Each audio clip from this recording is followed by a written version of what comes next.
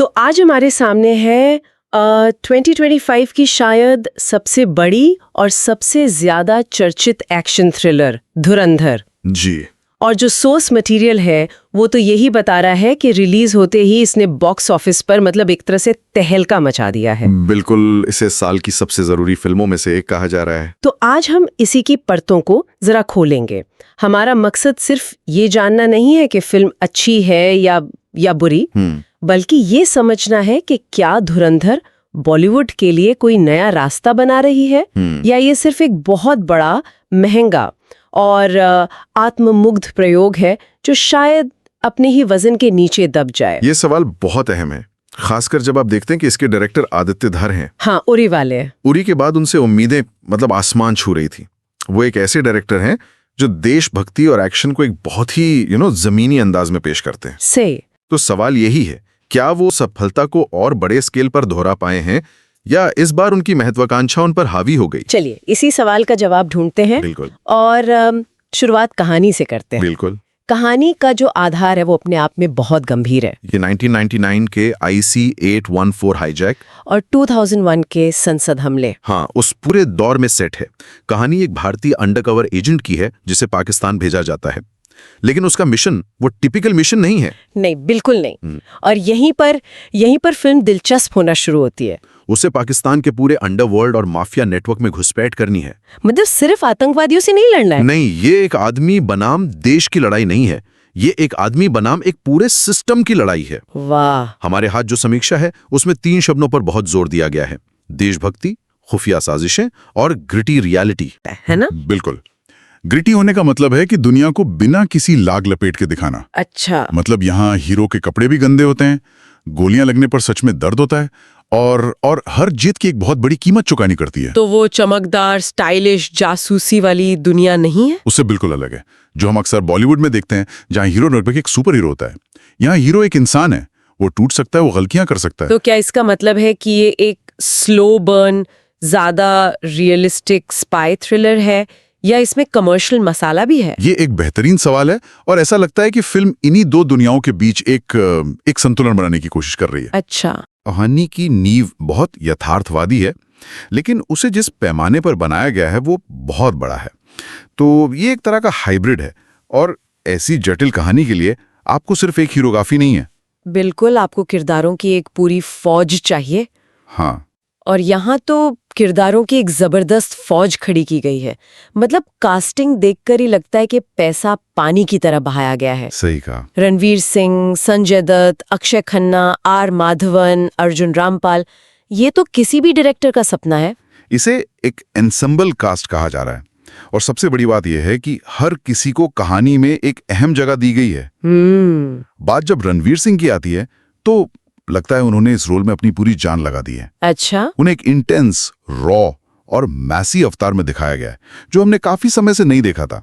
उनके किरदार में जो इमोशनल गहराई है वो फिल्म को एक अलग ही लेवल पर ले जाती है। लेकिन क्या बाकी के बड़े एक्टर्स सिर्फ रणवीर सिंह को सपोर्ट करने के लिए हैं? अक्सर ऐसा होता है बड़ी कास्ट वाली फिल्मों में। यहाँ ऐसा नहीं लगता, बल्कि फिल्म की ताकत ही इन किरदारों के टकराव में है। ओके। संजय दत्त के किरदार को डेंजरस और अनप्रेडिक्टेबल बताया गया है, एक ऐसा विलन जिसके पर्दे पर आते ही माहौल में एक अजीब सा तनाव आ जाता है। मतलब वो हीरो पे भारी पड़ता है हर पल। ये कोई चेस का खेल नहीं है, ये खूनी जंग है जहां विलन भी उतना ही ताकतवर है। और अक्षय खन्ना, उनका नाम हमेशा कुछ अलग तरह के किरदारों से जुड़ता है। और यहाँ भी वो निराश नहीं करते।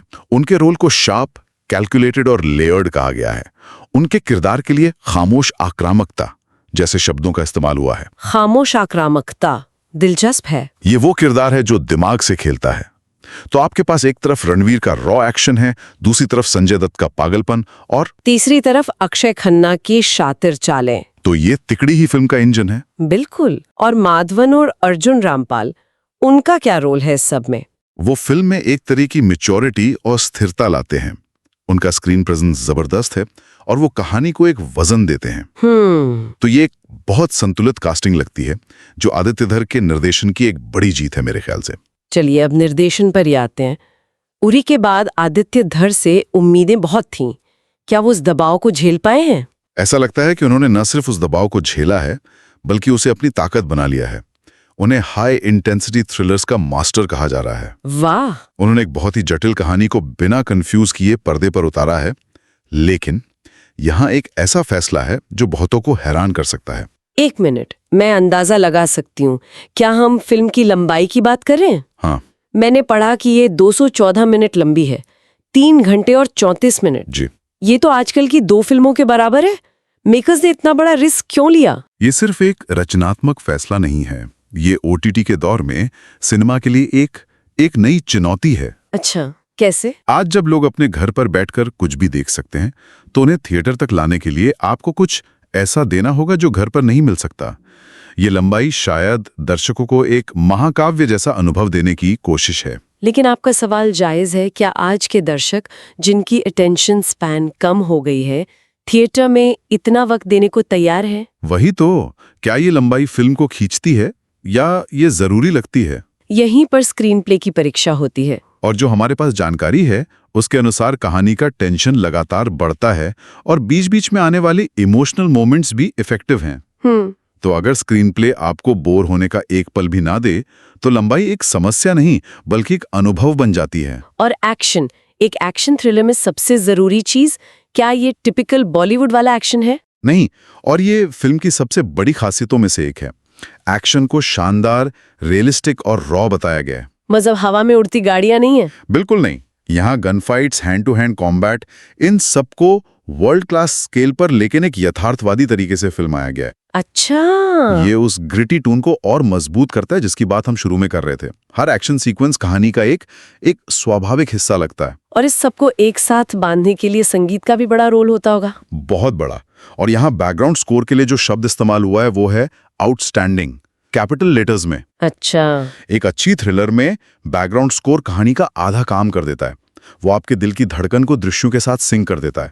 तो अब तक हमने जो भी बात की है उससे तो लग रहा है कि ये एक परफेक्ट फिल्म है। दमदार कहानी, जबरदस्त परफॉर्मेंस, शानदार एक्शन और निर्देशन। लेकिन ऐसा तो हो नहीं सकता, कुछ कमजोरियां भी तो होंगी। 3 घंटे 34 मिनट हर किसी के बस की बात नहीं है। सही बात है। दूसरा, फिल्म को A सर्टिफिकेट मिला है, इसका मतलब है बहुत ज्यादा ग्राफिक, हिंसा। तो फैमिली ऑडियंस तो बाहर हो गई। बिल्कुल, जो भारत में एक बहुत बड़ा दर्शक वर्ग है।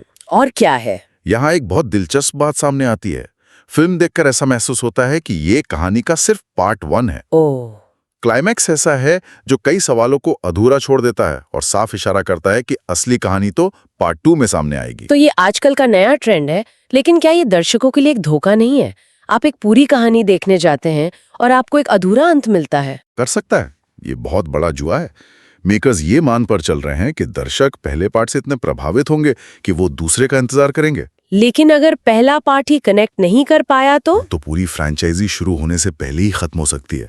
और एक और बात है, कहानी बहुत कॉम्प्लेक्स है, मतलब जटिल है। अच्छा, कई किरदार हैं, कई सब प्लॉट्स हैं। इसे समझने के लिए आपको पूरा ध्यान स्क्रीन पर रखना होगा। ये बहुत अच्छा विश्लेषण है। मतलब ये फिल्म अपने दर्शकों से बहुत कुछ मांगती है, उनका समय, उनका ध्यान और उनका धैर्य। ठीक है, ये एक इन्वेस्टमेंट मांगती है। तो इस सब के बाद अंतिम फैसला क्या है? अगर किसी को ये फिल्म देखनी है तो उसे क्या उम्मीद करनी चाहिए? देखिए, अगर किसी को high scale thriller, raw action और किरदारों के टकराव वाली कहानियां पसंद है तो धुरंधर शायद उनके लिए ही बनी है। इसे बड़े पर्दे पर देखने का अनुभव, इसका साउंड डिजाइन वो घर पर नहीं मिल सकता। और किन लोगों को इससे दूर रहना चाहिए? अगर किसी को धीमी गति की कहानियां या बहुत उलझी हुई पटकथाएं पसंद नहीं हैं, तो ये फिल्म उन्हें बहुत भारी और थकाऊ लग सकती है। ये निश्चित रूप से हर किसी के लिए नहीं है। लेकिन यहाँ एक आखिरी और शायद सबसे महत्वपूर्ण बात है। वो क्या है? सोर्स का ये कहना कि ये फिल्म 2025 के बॉलीवुड को डिफाइन कर सकती है, एक बहुत बड़ा बयान है। बहुत बड़ा। ये दिखाता है कि ये सिर्फ एक और एक्शन फिल्म नहीं है, ये हिंदी सिनेमा में एक नए तरह के आत्मविश्वास और महत्वाकांक्षा का प्रतीक हो सकती है। सही। एक ऐसी फिल्म बनाने का साहस जो लंबी है, जटिल है, हिंसक है और अपनी शर्तों पर कहानी कहती है, ये शायद आने वाले समय में एक नया ट्रेंड सेट कर सकती है। इस पूरी चर्चा से एक अंतिम विचार मन में जरूर आता है। बताइए। हम देख रहे हैं कि आजकल हर बड़ी फिल्म या तो किसी यूनिवर्स का हिस्सा होती है या फिर एक सीक्वल की नींव रखती है, जैसा धुरंधर भी कर रही है। बिल्कुल। तो सोचने वाली बात यह है कि क्या एक अकेली, अपने आप में मुकम्मल कहानी वाली बड़ी फिल्म बनाना अब पुराना हो गया है? दिलचस्प सवाल है। और क्या एक फिल्म बनाते समय पहले से ही उसके सीक्वल की तैयारी करना कहानी कहने के अनुभव को बदल देता है? हाँ। क्या ये दर्शकों के साथ एक नया रिश्ता बना रहा है, एक ऐसा रिश्ता जहां एक फिल्म का टिकट खरीदना असल में एक लंबी कई हिस्सों वाली कहानी का सब्सक्रिप्शन लेने जैसा है? इस पर सोचना दिलचस्प होगा।